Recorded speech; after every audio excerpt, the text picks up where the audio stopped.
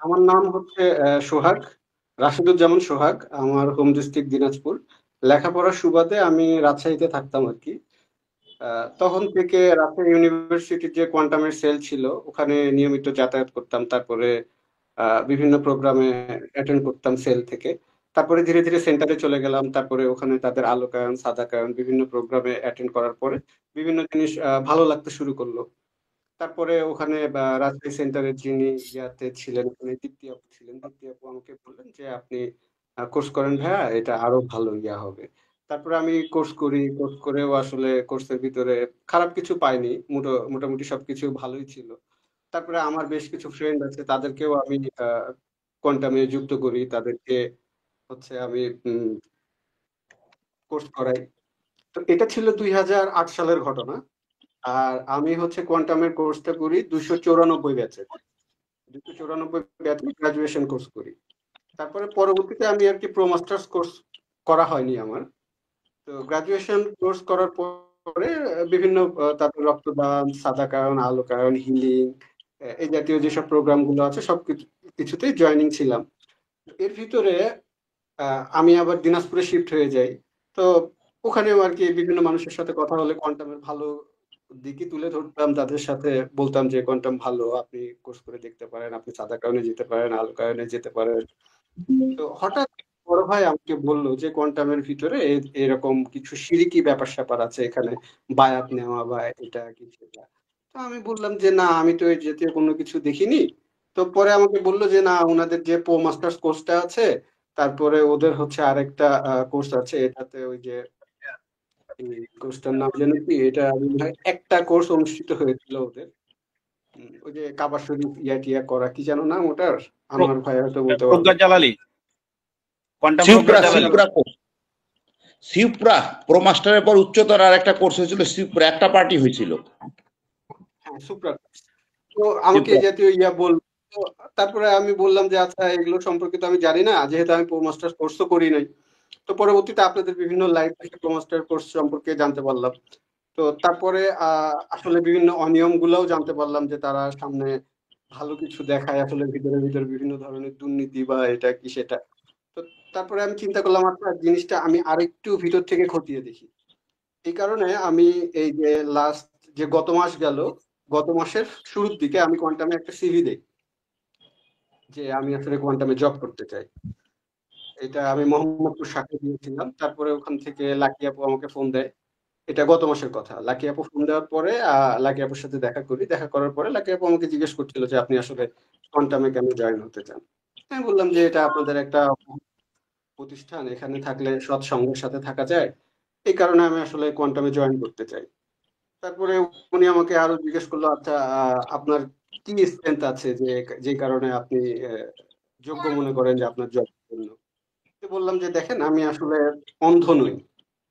আমার অন্ধ নই বলতে, আমার কাছে আসলে বিভিন্ন ধরনের কুসংস্কারগত অন্ধত্ব, ধর্মীয়গত অন্ধত্ব, সায়েন্সগত অন্ধত্ব, মানুষের ব্যক্তিত্বগত অন্ধত্ব, এগুলো থেকে আমি মুক্ত। তো উনি পরিশেষে আমাকে বললো তার মানে আপনি এটা বলতে চাচ্ছেন যে আপনি সবকিছুকে কোয়ান্টামের মাপকাঠিতে বিবেচনা করে তারপরে আপনি মিলাই দেখেন যে জিনিসটা ঠিক না ব্যাঠিক। আমি বললাম যে না, কোয়ান্টামের মাপকাঠিতে আমি কেন একটা জিনিসকে বিচার করবো, এটা আমার ভিতরে যে জ্ঞান আছে, আমি আমার জ্ঞান অনুযায়ী সেই জিনিসটাকে বিচার বিশ্লেষণ করে যেটা ঠিক আমি সেটাতে ইয়া করি। তারপরে ওনার সাথে কথা টথা বলার পরে উনি বললো আচ্ছা ঠিক আছে ভাই, আমি কথা বলে আপনাকে জানাবো পরবর্তীতে।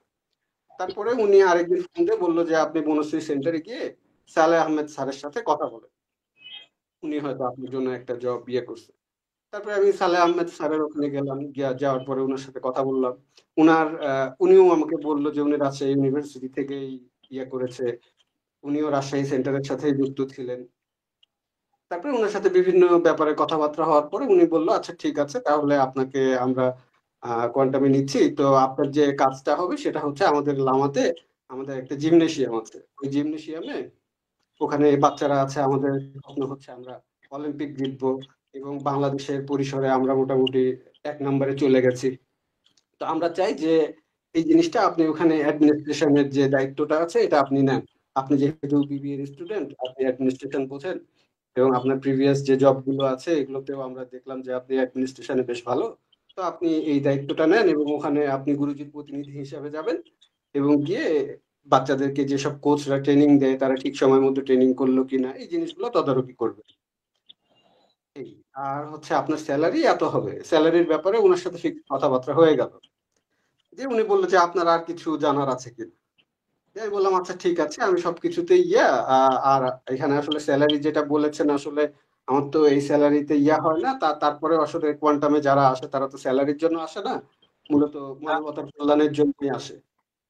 ওকে, তো তারপরে উনি বললো আচ্ছা ঠিক আছে, তাহলে আপনি কবে থেকে জয়েন করতে পারবেন। তাই আমি বললাম যে আমি তো এখন ঢাকা থেকে, আমাকে একটু দিনাজপুরে যেতে হবে।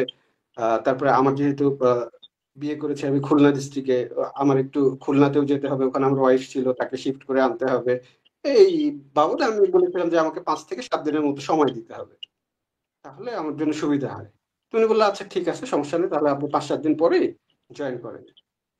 এর ভিতরে উম তার সাথে এই কথাগুলো শেষ করার পরে আহ 3 দিনের মাথায় লাকি আপু আমাকে ফোন দেয়, ফোন দিয়ে বলে যে আপনি আগামীকাল থেকে জয়েন করতে পারেন।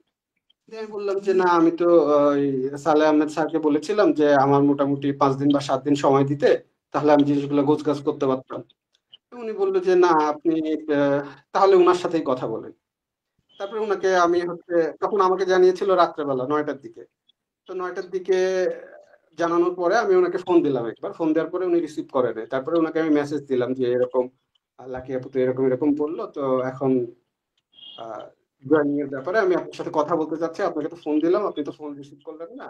তো এখন মেসেজ দিলাম, এইসব করে মেসেজ দিলাম যাতে উনি রেসপন্স করেন। তারপরে উনি রেসপন্স করলেন না, তারপরের দিন আমি সকালবেলা ওনাকে ফোন দিলাম, রাত্রে আর বেশি ফোন দেয়নি, একবার ফোন দেওয়ার পরে আর ফোন দেয়নি। তো তারপরে উনি ফোন ধরে বলল যে আচ্ছা ঠিক আছে, আপনি যেহেতু আছেন, আপনি সমস্যা নাই, আপনি 1 তারিখ থেকে জয়েন করেন। এই যে মেয়ের যে 1 তারিখ, এই 1 তারিখে আমার জয়েনিং এর ডেট উনি আমাকে দিলেন। ঠিক আছে, আপনি 1 তারিখ থেকে জয়েন করেন। দিয়ে আমি তাকে এটাও বলেছিলাম যে না, এখন যদি ফাউন্ডেশনের প্রয়োজনে আমাকে আগে জয়েন করতে হয় আমি আগেই জয়েন করলাম, সমস্যা নেই। বললো না সমস্যা নাই, আপনি 1 তারিখে জয়েন করেন, কোনো সমস্যা হবে না। তারপরে আমি যখন 1 তারিখে জয়েন করব, এর ভিতরে আমি ওনাকে হচ্ছে 28 তারিখে ফোন দিয়েছি। কারণ উনি আমাকে বলেছিলেন যে আপনি এখানে ঢাকায় তো আপনার 1 মাসের ট্রেনিং হবে, এই ট্রেনিং অবস্থায় আমাদের আবাসনের ব্যবস্থা আছে, আপনি চাইলে এখানেও থাকতে পারেন। আর ওরা আমাকে হচ্ছে ওই জব ডিউটির কথা বলেছিল যে সকাল 8টা থেকে রাত 8টা পর্যন্ত, মানে 12 ঘন্টা আপনার ডিউটি করতে হবে। তো যেহেতু সকাল 8টা থেকে, তো আমি মোহাম্মদপুর থেকে বনশ্রী গিয়ে সকাল 8টায় অফিস করে আবার রাত 8টায় আসা আসি আমার কারণে প্রবলেম। তো আমি বললাম আচ্ছা ঠিক আছে, আপনাদের আবাসনে যেহেতু আমি থাকবো, তো এটা ওনার সাথে কথা হয়েছিল। তো আমি চাইলাম যে ঠিক আছে, তাহলে ওখানে আমার কি কোনো তোশক বা বালিশ নিয়ে যেতে হবে কিনা। তখন উনি আমাকে বললো যে আপনার এই নিয়োগটা আপাতত স্থগিত রাখা হয়েছে। আরে 1 তারিখে আমার জয়েনিং এর কথা এখন স্থগিত রাখা হয়েছে, মানে ব্যাপারটা বুঝলাম না। দিয়ে উনি বললো আপনি লাকি আপুর সাথে কথা বলেন। তারপরে আমি লাকি আপুকে ফোন দিলাম, দেওয়ার পরে বললাম যে এটা সবকিছু ঠিকঠাক হয়ে গেছে, এখন এটা কেন এরকম হলো। তো বলছে যে দেখেন ভাইয়া, এখন আপনাকে আমরা নিলাম, 1 মাস পরে যদি আবার আপনাকে বাদ দিতে হয় তাহলে ব্যাপারটা কেমন হয়, এই কারণে এটা আপাতত আপনি এখানে অফ রাখেন। আর 1 মাস পরে আমাকে বাদ দিবেন সেটা তো পরের ব্যাপার, আমি পরীক্ষায় অংশগ্রহণই করলাম না, তার আগে আপনি বলছেন যে এটা এক মাস পরে কি হয় না হয়, এই জন্য আপনাকে এখনই করা হলো। এটা কেমন কথা। আর সবচেয়ে বড় কথা হচ্ছে, তখন আমি লাকি আপুকে বললাম যে দেখেন, এতদিন থেকে আমি কোয়ান্টামের সাথে যুক্ত, আর কোয়ান্টামে একটা জিনিস আমি জানি, তাদের যেটা প্রোগ্রাম যেই সময় শুরু হওয়ার কথা সেটা সেই সময়ে শুরু হয়, কোনো কিছু কমিটমেন্ট করলে সেটা সেই অনুযায়ী কমিটমেন্ট হয়। এটা হলো বাইরে লোক দেখানোর জন্য। এখন আমাকে 1 তারিখে জয়েনিং এর কথা বলে আপনারা আমাকে নিবেন না, এটা আমাকে আগেই বলতে পারতেন। এখন আমার জয়েনিং করার আগে, আপনি 2 দিন আগে আমি সবকিছু গুছাই ফেলছি, আপনি তখন এসে বলতেছেন যে এটা আপাতত স্থগিত করা হয়েছে, এটা কেমন কথা। যে উনি বললো ভাইয়া আপনাদের জন্য আসলে দোয়া থাকলো, এছাড়া আর আসলে কিছু বলার নেই। তো তখন আমার মেজাজটা এত গরম হয়ে গেল, তখন একবার উনাকে মুখের উপরে বলতে চাইলাম যে আপু, আপনি যেহেতু আমার জন্য দোয়া করলেন, আপনার নাম্বারে বিকাশে আমি 80 টাকা বা 200 টাকা পাঠাই দিই, আপনারা তো টাকা ছাড়া আসলে দোয়া করেন না। তো সেটা বলতে গিয়েও ভদ্রতার খাতিরে সেই কথাটা আর বলি নাই উনাকে। সোহাগ ভাই, আপনার কাছে আমার দুটো প্রশ্ন। আপনাকে যখন আপনি লাকি আপার সাথে কথা বলেছেন কিংবা সালাহ আহমেদের সাথে কথা বলেছিলেন, দুজনের কেউ কি আপনাকে কোনো অ্যাপয়েন্টমেন্ট লেটার দিয়েছিল? না, অ্যাপয়েন্টমেন্ট লেটার দেয়নি। আপনারকে মানে আপনার জয়েনিং এর পুরো ব্যাপারটাই ছিল মৌখিক। আপনি কি আমাদের দর্শকদের উদ্দেশ্যে বলবেন যে আপনাকে জবের ইয়েতে আপনার স্যালারিটা কত বলেছিল? মানে মানুষ Salary জানুক যে কোয়ান্টাম কত স্যালারি দেয়। ও আচ্ছা, সেটা হচ্ছে আমাকে জিজ্ঞেস করেছিল যে আপনি আগে যে প্রতিষ্ঠানগুলোতে চাকরি করছিলেন ওখানে আপনার কেমন স্যালারি ছিল। তাই আমি বললাম যে আমি তো রিসেন্টলি কোনো জবের সাথে সম্পৃক্ততা নাই, মোটামুটি আমি আজ থেকে 4 বছর আগে জবটা ছেড়েছিলাম, আমার লাস্ট জব। সেখানে আমার স্টার্টিং, মানে সেখানে আমার লাস্ট স্যালারি ছিল হচ্ছে আপনার 30,000। তারপরে আর একটাতে জয়েন করেছিলাম, ওখানে 35,000 ছিল। তো ওনারা বললো যে আমরা তো আসলে এতখানি প্রোভাইড করতে পারবো না, আমরা হয়তো আপনাকে 20,000 টাকা স্যালারি দিতে পারবো। আর তো পরবর্তীতে আমার বাসায় যখন বাসায় যেহেতু জানে যে আমার একটা জায়গায় জয়েনিং এর কথা, সবকিছু রেডি, তো তারা আমাকে বলল যে সবকিছু এখন হুট করে এটা তার মানে তুই হয়তো জয়েনিং এর কোনো কথাই নাই, বা কোয়ান্টামের এই জিনিসটা তুই হয়তো নাটক করছিস তাহলে। দিয়ে আমি বললাম আচ্ছা ঠিক আছে, দিয়ে আমি লাকি আপুর নাম্বার দিলাম যে ঠিক আছে তোমরা কথা বলো। কথা বলার পরে লাকি আপুকে আমার বাসা থেকে আমার আপু ফোন দিল। ফোন দিয়ে জিজ্ঞেস করলো যে কি অবস্থা, এটা কেন এরকম হয়ে হয়ে গেল, জয়েনিং এর কথা ছিল, হলো না।